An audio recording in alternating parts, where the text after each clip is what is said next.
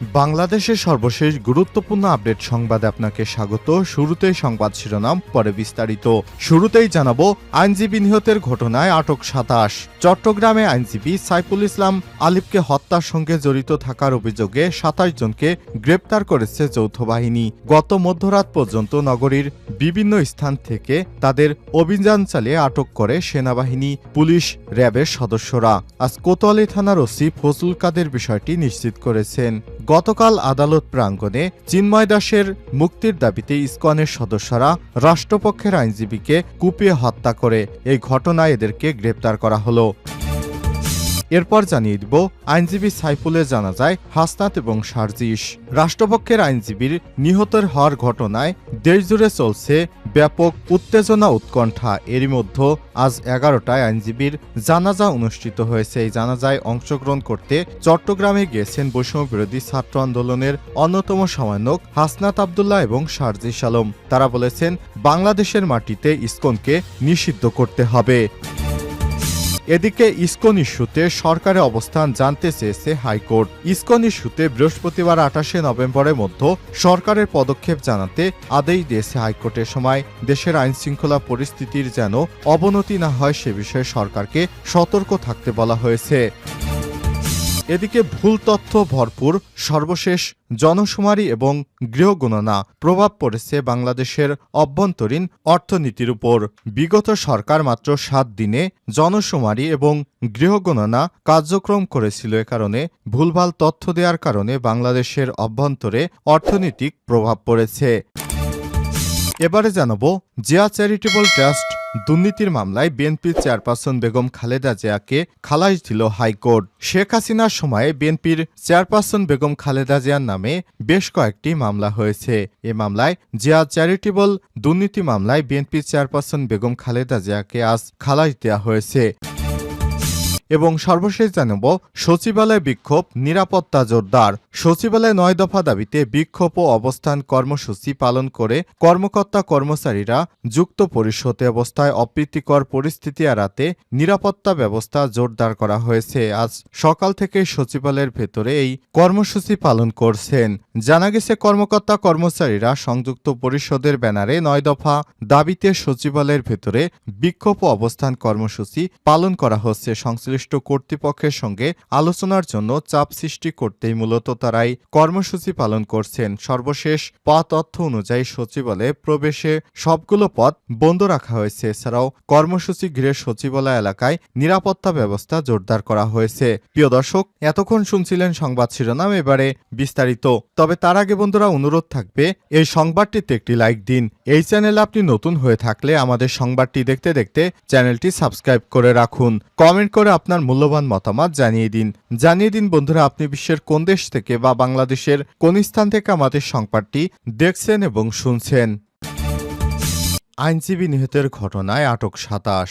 চট্টগ্রামে আইনজীবী সাইফুল ইসলাম আলিফ হত্যাকাণ্ডের সঙ্গে জড়িত থাকার অভিযোগে ২৭ জনকে গ্রেপ্তার করেছে যৌথ বাহিনী। মঙ্গলবার ২৬শে নভেম্বর বিকেলে ঘটনার পর মধ্যরাত পর্যন্ত নগরীর পাথরঘাটা, মাথারপট্টি ও আন্দারকিল্লা, হাজারীগল্লি এলাকায় অভিযান চালিয়ে তাদের গ্রেপ্তার করে যৌথ বাহিনী। কোতোয়ালি থানার ওসি ফজলুল কাদের বিষয়টি কালবেলাকে নিশ্চিত করেছেন। তিনি বলেন, গতকাল মঙ্গলবার যৌথ বাহিনীর অভিযানে রাতে ২৭ জনকে আটক করা হয়েছে, যাদের মধ্যে ৭ জন সাইফুল হত্যায় সরাসরি জড়িত ছিলেন।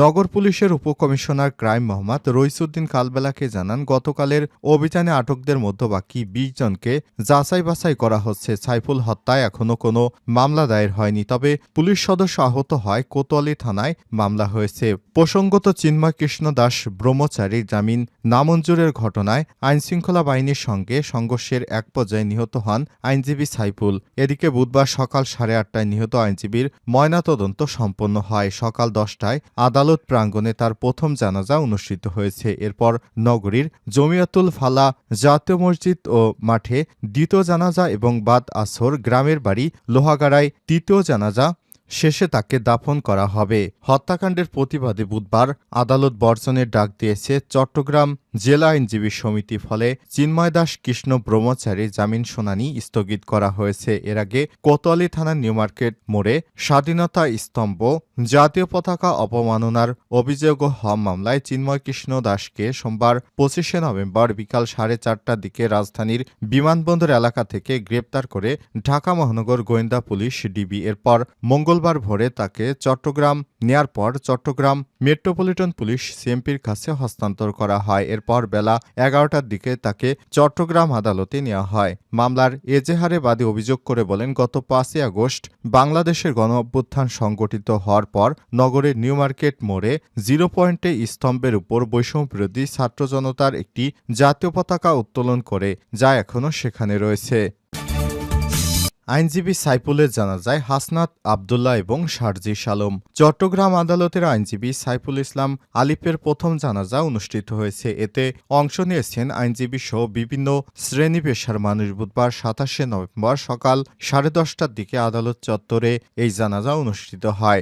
জানাজার আগে সেখানে বক্তব্য রাখেন আইনজীবী নেতারা। তারা সাইফুল হত্যাকাণ্ডে জড়িতদের গ্রেপ্তার করে আইনের আওতায় আনার দাবি জানান। প্রথম জানাজা শেষে সাইফুল ইসলাম আলিফের মরদেহ নগরের জমিয়াতুল ফালা মসজিদ মাঠে নিয়ে যাওয়া হয়। সেখানে দ্বিতীয় জানাজা অনুষ্ঠিত হবে।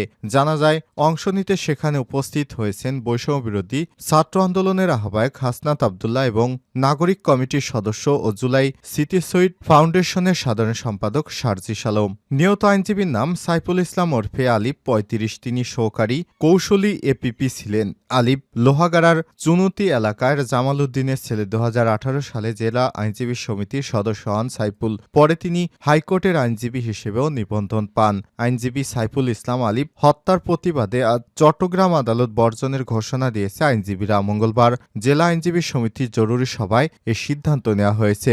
এদিকে আইনজীবীকে হত্যার ঘটনায় চট্টগ্রামে রাতভর অভিযান চালিয়ে মোট 30 জনকে আটক করেছে যৌথ বাহিনী। এই ঘটনায় নগরের কোতোয়ালি থানায় 2টি মামলা দায়েরের প্রক্রিয়া চলছে বলে জানিয়েছে পুলিশ।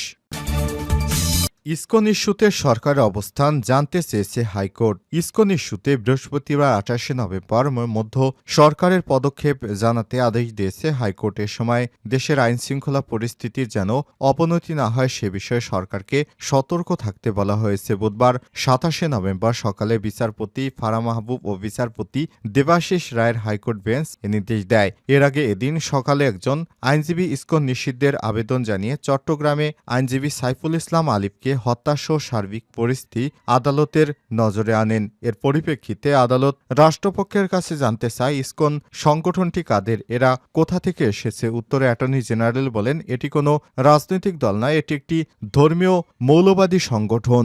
এ বিষয়ে এরই মধ্যে যাচাই বাছাই শুরু করেছে সরকার। আদালতকে অ্যাটর্নি জেনারেল জানান, বিষয়টি এখন জাতীয় গুরুত্বপূর্ণ ইস্যু হয়ে যায়। সরকারের পক্ষ থেকে বিভিন্ন রাজনৈতিক দলের সঙ্গে আলোচনার উদ্যোগ নেওয়া হয়েছে।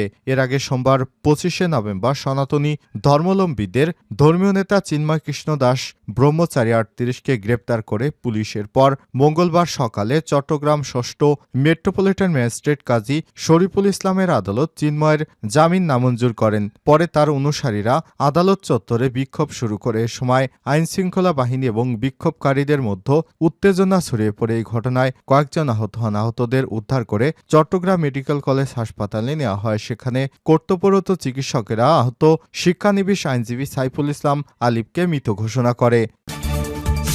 ভুল তথ্যে ভরপুর সর্বশেষ জনশুমারি এবং গৃহগণনা প্রভাব পড়েছে অভ্যন্তরীণ অর্থনীতিতে। আগেরবারের চেয়ে 5 গুণ বাড়তি ব্যয় করা সর্বশেষ জনশুমারি এবং গৃহগণনা প্রকল্পে মানা হয়নি জাতিসংঘের নির্দেশনা। এছাড়াও ব্যক্তিগত ত্রুটিও রয়েছে। এসব অভিযোগে গায়েব করে দেন পরিসংখ্যান ও তথ্য ব্যবস্থাপনা বিভাগের সাবেক সচিব শাহনেস আরেফিন। থামিয়ে দেওয়া হয় দুদকের তদন্ত। সেই সময়ের পরিকল্পনা অনুযায়ী দায় স্বীকার বলে দেয়, জুতসই হয়নি সর্বশেষ জনশুমারি। 1 থেকে 6 মাস পর্যন্ত সময় নিয়ে করা হয় আগের 5টি শুমারি, আর সর্বশেষ শুমারির কাজ মাত্র হয় 7 দিনে। তারপরও পুরো বর্ষাকাল প্রথমবারের মতো ডিজিটাল পদ্ধতিতে জরিপ কমেছে জনসংখ্যা বৃদ্ধির হার, রয়েছে উপজাতি, তৃতীয় লিঙ্গ সহ নানা শ্রেণী বিন্যাসের বিতর্ক। তথ্য বলছে ব্যক্তিগত ত্রুটি নিয়ে শেষ করা হয় সর্বশেষ জরিপ, উপেক্ষা করা হয় জাতিসংঘের নির্দেশনাও। বিতর্ক আছে ট্যাব কেনাসহ প্রকল্পের পুরো ব্যয় ব্যবস্থাপনা নিয়েও। নিয়ম না মেনে নিয়োগ দেওয়া হয় ব্যক্তি এবং প্রতিষ্ঠান পরামর্শক। প্রকল্প চলাকালীন অঙ্গ সংগতির বিষয় উঠে এলে তাতে পাত্তা দেয়নি প্রকল্প পরিচালক দিলদার হোসেন, কেননা আশীর্বাদ ছিল সাবেক অর্থমন্ত্রী লোটাস কামালের। সরকারি তথ্য ব্যবস্থাপনায় গোজামিল আশ্রয়ে বিশ্বব্যাপী গ্রহণযোগ্যতা হারাচ্ছে বাংলাদেশ। প্রভাব পড়েছে অভ্যন্তরীণ অর্থনৈতিক ব্যবস্থাপনাতেও। Institute of international and strategic studies বিভাগের গবেষণা পরিচালক তিনি এ বিষয়টি জানিয়েছেন।